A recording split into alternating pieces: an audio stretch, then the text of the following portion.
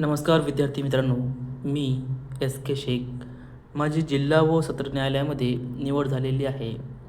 मित्रांनो, आज आपल्याला बघायचं आहे की जे बॉम्बे हायकोर्ट भरतीमध्ये सर्वात प्रथम जी लेखी परीक्षा असते आणि लेखी परीक्षेनंतर जो आपला टप्पा असतो मुलाखतीचा, इंटरव्ह्यूचा, तर त्या इंटरव्ह्यूमध्ये कशा पद्धतीने प्रश्न विचारले जातात, तसेच माझी जी प्रत्यक्ष मुलाखत झाली होती, तर माझा अनुभव काय आहे, त्यासोबत मला कोणकोणते प्रश्न विचारलेले आहेत आणि तुम्ही इंटरव्ह्यूची तयारी कशा पद्धतीने केली पाहिजे. कारण आपल्याला 10 मार्क्स इंटरव्ह्यूला आहे मित्रांनो. खूप महत्त्वाचं आहे. कारण फक्त आपली जी ओव्हरऑल एक्झाम आहे, टोटल एक्झाम आहे, ती 50 मार्कची आहे. तर 50पैकी 10 मार्क शिपायासाठी 50पैकी 10 मार्क आपल्याला इंटरव्ह्यूला आहे. म्हणजे इंटरव्ह्यू हा घटक खूप खूप आपल्यासाठी महत्त्वाचा आहे. तर याला आपण निग्लेक्ट करून चालणार नाही. जर आत्तापासून आपण इंटरव्ह्यूची थोडी थोडी तयारी करून ठेवली, तर ऐन वेळेला आपल्याला काहीही प्रॉब्लेम येणार नाही आणि आपली अगदी व्यवस्थित तयारी होऊन जाईल. तर मित्रांनो, आज आपल्याला बघायचं आहे की माझी मुलाखत कशी झाली होती. तर मित्रांनो, सर्वात प्रथम आम्हाला जे एक हॉल होता, मोठा हॉल. त्या हॉलमध्ये आमचे जे नंबर वाईज बसवलेलं होतं. त्यानंतर हॉलमध्ये एका विद्यार्थ्यांना ते बोलवत होते आतमध्ये चेंबरमध्ये. त्यांच्या जिथे 5 जजेस बसलेले होते. त्यामध्ये पी-डी-जी होते, बाकीचे पण सी-जी-एम होते आणि असे इतर 3 न्यायाधीश, म्हणजे एकूण टोटल 5 जज बसलेले होते आणि ते प्रश्न विचारत होते. तर मित्रांनो, सर्वात प्रथम माझा पुढचा विद्यार्थी गेला. त्याच्यानंतर माझा नंबर आला आणि मला आतमध्ये बोलवलं की तुम्हाला आतमध्ये बोललेलं आहे. एक शिपाई होता तिथे. शिपाईने सांगितलं. मी आतमध्ये एंटर केलं. सर्वात प्रथम मी परमिशन घेतली की सर मी आत येऊ का? त्यांनी म्हटले ठीक आहे, या म्हणे आत. मी जाऊन तिथं चेअरच्या साईडला उभा राहिलो.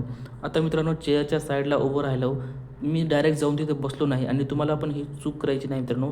साईडला जाऊन फक्त उभं राहायचं. जोपर्यंत ते परमिशन देत नाही, जोपर्यंत ते स्वतः म्हणत नाही की तिथे सीटवर बसा किंवा तुमच्या जागेवर बसा, तोपर्यंत बसायचं नाही. तर मी नंतर त्या सीटवर बसलो. बसा म्हटले, नंतर बसलो. थँक यू म्हटलं. त्यानंतर सर्वात प्रथम त्यांनी मला प्रश्न विचारला की सांगा म्हणे तुमचं नाव काय आहे? कारण सुरुवातीला ते नॉर्मल सोपे प्रश्न विचारतात. कारण डायरेक्ट एकदम अवघड प्रश्न विचारले. अवघड तर प्रश्न नसतातच, पण सुरुवात ते नावापासून करतात. कारण विद्यार्थी कम्फर्टेबल झाला पाहिजे, हा त्यांचा उद्देश असतो. तर सर्वात प्रथम मला त्यांनी नाव विचारलं की तुमचं नाव काय आहे? मी सांगितलं माझं पूर्ण नाव. त्यानंतर त्यांचा दुसरा प्रश्न होता की तुमचं शिक्षण किती झालेलं आहे? म्हणजे मित्रांनो, तुम्हाला हे पण प्रश्न 100% येणार आहे की तुमचं शिक्षण. तर अगोदर तुमचं शिक्षण काय आहे, कशा पद्धतीने आहे, कोणकोणत्या विषयामध्ये झालेलं शिक्षण आहे, ह्या सर्व गोष्टी तुम्हाला माहिती पाहिजे. तर शिक्षण विचारलं, मी शिक्षण सांगितलं. तर त्यांचं शिक्षण ते का विचारतात? कारण ते अंदाज घेतात की या विद्यार्थ्यांचं शिक्षण किती झालेलं आहे आणि त्या लेवलचे प्रश्न किंवा शिक्षण संदर्भात समजा तुम्ही सांगितलं की माझं इंजिनियर झालेलं आहे. आमच्यासोबत एक विद्यार्थी होते, आमच्यासोबत सहकारी होते. त्यांनी सांगितलं की माझं शिक्षण इंजिनियर झालेलं आहे, मी इंजिनियर आहे. तर त्यांनी सांगितलं होतं की तुम्ही इंजिनियर आहेत, तर जे टॉपचे 5 इंजिनियर कॉलेज आहेत, टॉपचे जे 5 इंजिनियर कॉलेज आहेत, तर ते सांगा कोणकोणते, म्हणजे त्यांची नावे सांगा. तर अशा पद्धतीने म्हणजे शिक्षण का विचारतात? कारण त्यांना काहीतरी विचारण्यासाठी ते शोधत असतात पॉईंट. तर ते एक पॉईंट त्याच्यासाठी आहे की शिक्षण विचारलं की ते संदर्भात समजा तुम्ही ॲग्री केलेली असेल, तर तुम्हाला ॲग्री संदर्भात प्रश्न विचारणार. अशा पद्धतीने तर तुम्ही आपली स्वतःची तयारी करून ठेवायची की शिक्षणाबद्दल कोणकोणते प्रश्न आहेत. तुम्हाला डिटेलमध्ये मी तुम्हाला सांगणारच आहे मित्रांनो. जर तुम्हाला डिटेलमध्ये मी फक्त मित्रांनो चापल्य चाचणी आणि मुलाखतीचे फक्त टोटल 10 व्हिडिओ घेणार आहे. तर 10 व्हिडिओ जर तुम्ही व्यवस्थित बघून घेतले, तर तुम्हाला जास्तीत जास्त ते चापल्य चाचणी आणि इंटरव्ह्यू एकूण 20 मार्क्सला आहे. तर तुमचा एकही मार्क मित्रांनो इकडे तिकडे जाणार नाही. फक्त 10 व्हिडिओ मी घेणार आहे. त्यासाठी तुम्हाला मित्रांनो, हे आपली एक छोटीशी बॅच आहे. यामध्ये मी 10 व्हिडिओ घेणार आहे. तर यामध्ये मुलाखत व चापल्य चाचणीची आपण परिपूर्ण तयारी करून घेणार आहोत. 20 मार्क्सचा यामध्ये घेणार आहोत. मुलाखतीमध्ये कोणकोणते प्रश्न विचारतात, चापल्य चाचणी म्हणजे काय, त्याच्यामध्ये कोणकोणते पॉईंट असतात, काय असतात, ह्या सर्व गोष्टी आपण डिटेलमध्ये बघणार आहोत. मित्रांनो, त्यासाठी तुम्हाला ही जी बॅच आहे, याची फी खूप कमी आहे सध्या. याची फी ₹49 आहे. लवकरच याची फी ₹99 होण्याची शक्यता आहे आणि होणार आहे मित्रांनो. त्या अगोदर तुम्ही ही बॅच जॉईन करू शकता. तर ही बॅच तुम्हाला जॉईन करायची आहे. तर यासाठी तुम्हाला CKO अकॅडमी नावाचा जो ॲप्लिकेशन आहे, CKO अकॅडमी, त्याची लिंक मी तुम्हाला कमेंट बॉक्स आणि डिस्क्रिप्शन बॉक्समध्ये देतो. तर तिथून हे तुम्हाला डाउनलोड करून ह्या बॅच तुम्हाला परचेस करायची आहे. याच्यामध्ये मी परिपूर्ण माहिती देणार आहे, एकदम डिटेलमध्ये मी तुम्हाला सांगणार आहे. तर मित्रांनो, अशा पद्धतीने त्यांनी मला प्रश्न विचारला की तुमचं शिक्षण काय आहे. मी शिक्षण सांगितलं. त्यानंतर त्यांनी पुढचा प्रश्न विचारला, जे PDG साहेब होते मधले बसलेले, त्यांनी मला प्रश्न विचारला की तुम्हाला महाराष्ट्राबद्दल माहिती आहे का? असा प्रश्न विचारल्यानंतर मी त्यांना म्हटलं की साहेब सर हो म्हटलं सर, मला महाराष्ट्राबद्दल माहिती आहे.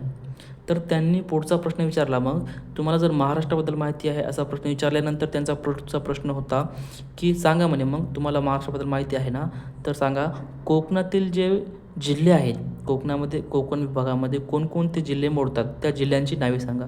मी सांगितलं सर, कोकण विभागामध्ये जे जिल्हे आहेत, रत्नागिरी आहे, रायगड आहे, सिंधुदुर्ग आहे, तर हे जिल्हे आहेत मला तेवढे आठवले, मी सांगितले. तर साहेबांनी स्वतः विचारलं की मग मुंबई आहे का नाही त्याच्यामध्ये, मुंबई हा जिल्हा आहे, हा कोकणामध्ये मोडतो का नाही. तर मी थोडंसं कन्फ्यूज होतो मित्रांनो. मी कन्फ्यूज होतो म्हणून मी उत्तर दिलं नाही. हो पण नाही म्हटलं, नाही पण नाही म्हटलं. हे पॉईंट लक्षात ठेवा. म्हणजे जर तुम्हाला येत असेल तरच सांगायचं की येतो, नाही तर नाही. तर मी थोडंसं कन्फ्यूज होतो. मी काहीच म्हटलं नाही, फक्त छोटीशी स्माईल दिली. ते स्वतः साहेब म्हटले की म्हणे मुंबई पण हा कोकण विभागामध्ये मोडतो. म्हणजे मित्रांनो, यावरून तुम्हाला लक्षात येते की जर तुम्हाला त्या गोष्टी संदर्भात माहिती असेल तर तुम्हाला सांगायचं आहे, आणि नसेल तर नाही सॉरी सर, याबद्दल मला माहिती नाही असं तुम्हाला सांगायचं आहे. तर नंतर त्याने पुढचा प्रश्न विचारला की मी म्हणे जिल्हा विशेष. मित्रांनो, दुसरा एक पॉईंट आहे, जिल्हा विशेष ते विचारतात. कारण मला माझ्या जिल्हा जो आहे त्यावर त्यांनी 2 ते 3 प्रश्न माझ्या जिल्ह्यावर विचारलं, की सांगितलं की तुमच्या जिल्ह्यामध्ये एक दर्गा फेमस आहे म्हणे, त्याचं नाव सांगा, त्या दर्गाचा उरूस कधी भरतो ते सांगा. असे 2-3 प्रश्न त्यांनी मला जिल्हा विशेषवर विचारले. म्हणजे जिल्हा विशेष पण तुम्हाला करून जायचं आहे, हे पॉईंट लिहून घ्या आणि तुम्हाला याच्यावर तयारी करायची आहे. आता मित्रांनो, त्यानंतर त्यांनी एक प्रश्न विचारला की म्हणे राजकारणामध्ये एक मुस्लिम शास्त्रज्ञ होते, तर त्यांचं नाव तुम्हाला माहिती आहे का? मग तर मी म्हटलं हो सर, ते कोण होते म्हणे. तर मी सांगितलं की डॉक्टर APJ अब्दुल कलाम हे जे ते शास्त्रज्ञ होते. ते म्हणले ठीक आहे, बरोबर आहे. तर म्हणे तुम्हाला डॉक्टर APJ अब्दुल कलामांचं जे गाव कोणतं होतं ते माहिती आहे का? मी म्हणलं हो सर, माहिती आहे, तमिळनाडूमधील रामेश्वरम. ठीक आहे म्हणली, बरोबर आहे. मित्रांनो, म्हणजे अशा पद्धतीने ते प्रश्न विचारले जाऊ शकतात, हे पण तुम्हाला लक्षात ठेवायचं आहे. तर तुम्हाला जे बेसिक जे चालू घडामोडी आहेत तर त्यावरसुद्धा प्रश्न विचारले जाऊ शकते. आणि कारण मला पण एक प्रश्न विचारला होता की राज्याचे जे त्यावेळेस निवडणुका होत्या, आणि निवडणुका असल्यामुळं 2024मध्ये, तर त्या संदर्भात त्यांनी एक प्रश्न विचारला होता CGM साहेबांनी, की म्हणे तुम्हाला माहीत आहे का जे आपले नेते विरोधी पक्षनेता कोण आहेत? तर मला माहीत होतं की आपला विरोधी पक्षनेता कोण आहेत, तर ते आहे राहुल गांधी हे होते. हा प्रश्न विचारला. तसेच त्याने पुढचा एक प्रश्न विचारला होता की खडगे हे कोण आहेत? तर माझ्याकडून थोडीशी चूक झाली होती. खडगेमध्ये थोडंसं मी कन्फ्यूज होतो. तर मी त्यांना सांगितलं खडगे हे राष्ट्रीय काँग्रेसचे अध्यक्ष आहे, पण मी चुकून म्हटलं होतो की खडगे हे राष्ट्रपती आहेत. असं म्हटल्याबरोबर त्यांचं रिॲक्ट त्यांनी केलं की खडगे हे राष्ट्रपती आहे, असं बोलल्याबरोबर मला क्लिक झालं की काहीतरी चुकलेलं आहे. म्हणजे नंतर माझ्या क्लिक झालं, लवकरच मी सांगितलं की सॉरी मॅडम, खडगे हे राष्ट्रपती नसून खडगे हे राष्ट्रीय काँग्रेसचे अध्यक्ष आहे. ते म्हणले ठीक आहे. म्हणजे मित्रांनो, थोड्याफार चुका झाल्या तरी चालते. म्हणजे असं काही नाही की तुम्ही प्रत्येक गोष्ट तुम्हाला माहीतच पाहिजे किंवा तुम्ही चुकणार नाही. चुका होत असतात मित्रांनो, काही प्रॉब्लेम नाही. मित्रांनो, ह्या सर्व गोष्टी तुम्हाला डिटेलमध्ये मी तुम्हाला बॅचमध्ये सांगणार आहे. तर तुम्हाला बॅच घ्यायची आहे. त्यासोबत मित्रांनो, तुम्हाला इंटरव्ह्यूमध्ये कोणकोणत्या पॉईंटवर तुम्हाला लक्ष द्यायचं आहे. तरी तुम्हाला सांगितलं आहे मी, जिल्हा विशेष, तसेच तुमच्या स्वतःबद्दल माहिती, तुमचं शिक्षण कधी झालं, काय झालं, अगदी डिटेलमध्ये ते करून ठेवायची आहे. तसेच चालू घडामोडी संदर्भात कोणत्या घडामोडी झाल्या, कोणाची नियुक्त्या झाल्या, ह्या पण गोष्टी करून ठेवायच्या आहे. त्यासोबत तुम्हाला मित्रांनो, तुमची जी पर्सनॅलिटी आहे, कसं बोलायचं, कसं बसायचं, तुमचा बोलण्याचा टोन कसा असायला पाहिजे, एखाद्या प्रश्नाचं उत्तर येत नसेल तर काय म्हणायचं, तर ह्या सर्व गोष्टी तुम्हाला व्यवस्थित ह्या गोष्टी तुम्हाला समजायला पाहिजे आणि ह्या गोष्टीवर परिपूर्ण तयारी करून तुम्हाला जायला पाहिजे. तसेच तुम्हाला इंटरव्ह्यूमध्ये तुमचा माइंडसेट कसा असायला पाहिजे, तुमचं माइंड एकदम शांत असायला पाहिजे. तुम्ही अगोदरच तुमचं माइंडसेट असायला पाहिजे की जर एखाद्या प्रश्नाचं उत्तर चुकलं किंवा एखाद्या प्रश्नाचं उत्तर मला आलं नाही तर मी तिथं घाबरणार नाही. म्हणजे एकदम माइंडसेटवर सुद्धा मित्रांनो बऱ्याच इंटरव्ह्यू हा बऱ्यापैकी इंटरव्ह्यू असतो. तर ह्या गोष्टी मित्रांनो मी अगदी तुम्हाला डिटेलमध्ये तुम्हाला जर माझ्याकडून शिकायचे असेल तर तुम्ही हे बॅच परचेस करू शकता. तसं आपण यूट्यूबवर पण सुद्धा काही व्हिडिओ टाकणारच आहे. तर तसेच मित्रांनो मी तुम्हाला जे आतापर्यंत मागील प्रश्नपत्रिका जे आहेत क्लर्क आणि शिपायांचे ॲनालिसिस करून दिलं. तर माझ्या असं लक्षात आलं की फक्त 21च टॉपिक आहे GKचे. फक्त 21 ते 25 टॉपिक आहेत की त्यावर त्यांनी वारंवार प्रश्न विचारलेले आहेत आणि हे टॉपिक तुम्हाला अगदी व्यवस्थित करून ठेवायचे आहे.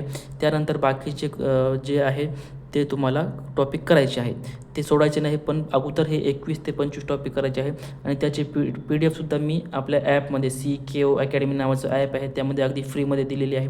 ते टॉपिक GKचे पण दिलेले आहे, मराठी, इंग्लिश, ग्रामर ह्या सर्वची मतलब एकत्रित PDF सुद्धा दिलेली आहे. महत्त्वाचे टॉपिक दिलेले आहे.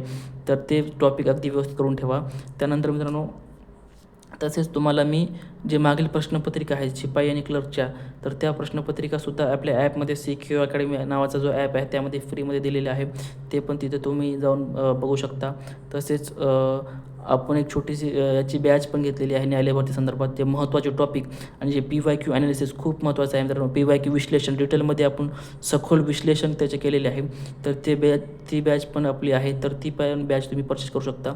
त्यामध्ये आपण बऱ्याच गोष्टी घेतलेल्या आहेत. एलिमिनेशन टेक्निक कशा पद्धतीने वापरायची आहेत या सर्व गोष्टी तिथे आपण कवर केलेल्या आहेत. अगदी मित्रांनो आपली जी फी आहे महाराष्ट्रात सर्वात कमी फी असते आणि आपल्याला कारण पैसे कमवायचे नाही तर विद्यार्थ्यांना मदत व्हावी म्हणजे विद्यार्थ्यांचे राईट ट्रॅकवर आणायचं आहे यासाठी आपल्याला ह्या सर्व गोष्टी करायच्या आहे.